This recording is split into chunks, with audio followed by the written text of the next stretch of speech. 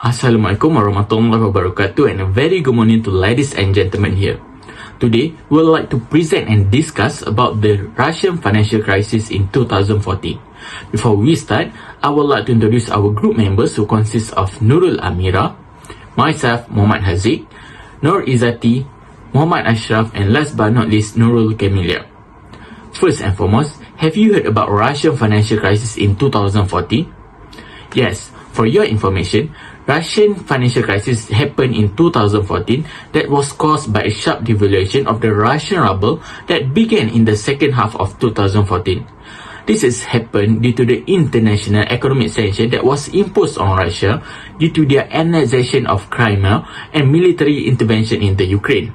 And also, this has also happened due to the fall in oil prices in June 2014 and the 16th of December 2014, which have made the Russian ruble and stock market fall in nearly half. Furthermore, investors also sold their Russian assets as confidence to the Russian economy fell, causing the Russian ruble to fall in value and raising fears of a financial crisis.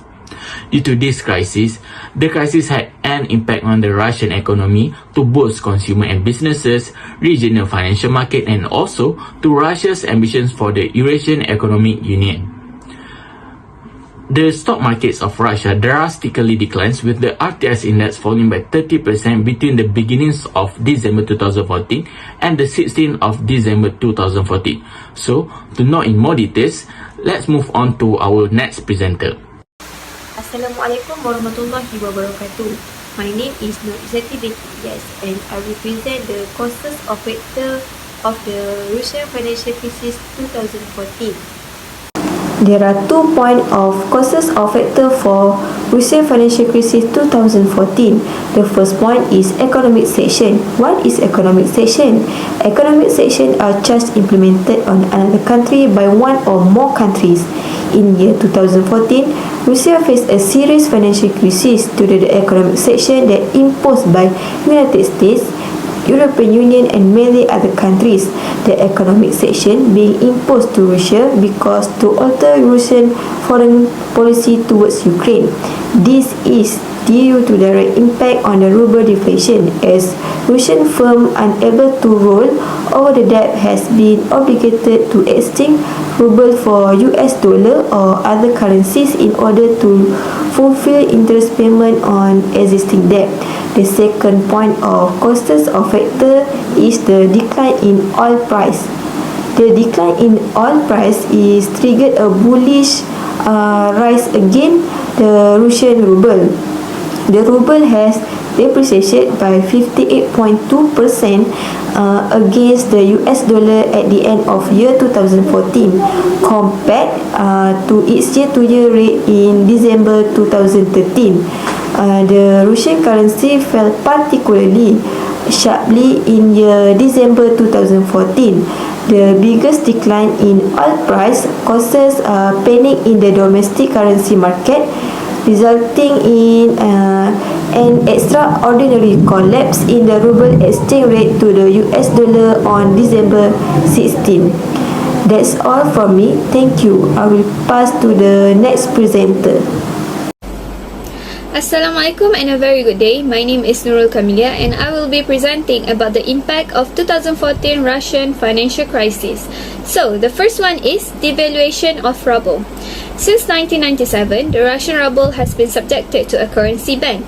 This was implemented as part of agreement with foreign institutions such as World Bank and the International Monetary Fund, which supply Russia with enormous international loan while its economy plummeted. As part of the accords, Russia pledged to utilize some of the fund granted to it to stabilize its currency. Russia earned rubles but would have to retain it in currencies such as US dollar and euro.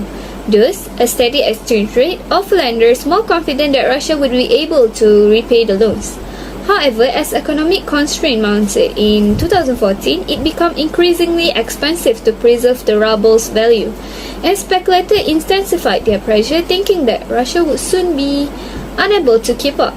Indeed, government voices that had long fought against keeping the ban in place finally won out, and Russia allowed the ruble to float to its true market.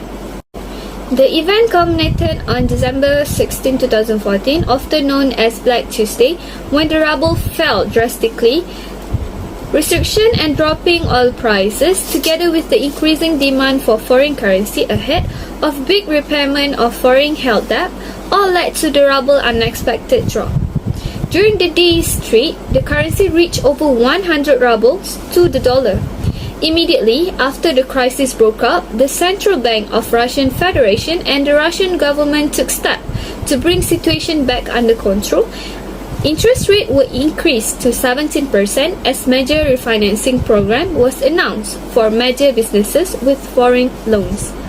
For the second impact, I will pass to the next presenter. That's all from me. Thank you. My name is Nurul Amira and I'll be presenting the economy experiencing low growth and possibly recession. First of all, it was not easy to make the switch to a free floating ruble. When a currency depreciates, it can be exchanged for a smaller amount of another currency. But in this context, purchasing items and services from foreign countries became more expensive for Russians. Is shown in the signs of Dutch disease, which is common in nations that export commodities, is the propensity to import rather than create the majority of value-added consumer goods, which is it is typical in the commodity of exporting countries, where it will resulting the inflation begin to rapidly rise. Next is the food costs. Food costs were also affected significantly. Majority of Russia's fruit and vegetables are imported, where the weakening currencies encourage more Russian farmers to sell more goods overseas, causes the reduction in supply and increased food costs in domestic markets. In addition, the cost of more consumer products and real wages for the average person both increase. And not all the companies or people with foreign currencies that were covered by the restructuring programs, which the amount of debt owed to these individuals and organizations has now doubled. Last but not least, the inflation increased to about 15% in 2015, but it has since fallen to post-Soviet lows due in the large part to Russian importers were able to quickly find new market because a huge amount of money was invested in agriculture, which it resulted in higher prices and less competition, and because of the prudent monetary policy of the central bank. And that's all from me. I'll be passed to the next presenter. Assalamualaikum to Dr. Dahlia and to all my fellow classmates. My name is Muhammad Ashraf and I will continue for the next part, which is a recommendation that Russia can implement to reduce the consequence of financial crisis. The recommendation is Russia should diversify their economic development. The greatest idea for the Russian government to overcome their financial problem in future is to diversify their economic income. Diversifying an industrial economic portfolio helps lessen the chance of losses. This strategy, also known as a risk diversification, which is the practice of spreading assets across many sectors. This strategy ensures that even if an industry experiences a loss, the loss may be offset by revenue from another sector. For the next recommendation is, Russia should implement capital flow liberalization, which can benefit both networks and host nations by enhancing resources allocation. The efficiency of global savings allocation can assist investment in a capital-scarce countries. Furthermore, capital flow liberalization can enhance risk diversification, lowering financing costs, produce a competitive benefits from foreign investor participation, and expedite the development of local financial institutions. That's all from my part. Next, I will pass to the next presenter for the conclusion part. Thank you. Based on all point of view that have been presented in this presentation, we can conclude that the financial crisis of Russia in 2014 started due to the conflict between Russia and Ukraine itself.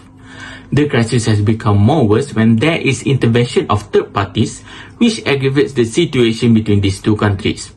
From our point of view, we think that Russian government need to be more open to reach an agreement with Ukraine rather than continue this conflict happen, which can have an impact on the country's economy and society itself. In fact, if this conflict continued to happen like we can see nowadays in 2022, Russia still launched a massive attack on Ukraine, we believe that in 2 or 3 years later, Russia will face a same financial crisis that happened back in 2014 or worse, which can affect the economies of world.